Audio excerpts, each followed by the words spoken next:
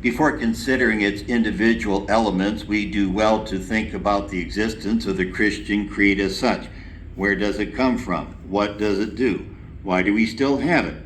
By no means it is obvious, after all, that people should gather themselves into intentional communities with elaborate statements of what the members believe.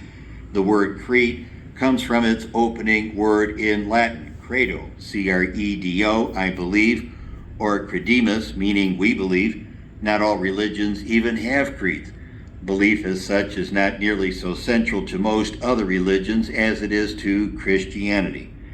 Many religions put more emphasis on orthopraxy, that is, right practice, than on orthodoxy, right opinion or belief. Judaism and Islam each have created sophisticated systems of law to guide behavior, but have allowed an astonishing freedom of conviction and intellectual expression. Both have been able to get along with comparatively short statements of belief. Buddhism and Hinduism concentrate on the practices of ritual and transformation rather than on uniformity of belief. And tribal religions express their view of reality through a variety of myths, not a rule of faith for their members.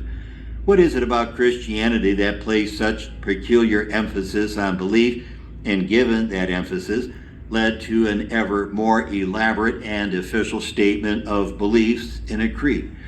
In what follows, I want to show that the creed is not a late and violent imposition upon the simple gospel story, as some of its critics charge, but rather a natural development of Christianity best understood in light of the specific character of the Christian religion and the crises it faced from the start.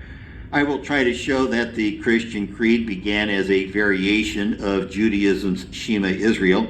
We will see from Israel's experience that a creed takes its significance within a context of competing loyalties, the proper understanding of a communal narrative of experience, and serves both to identify the proper object of loyalty and to define the group that shows such loyalty.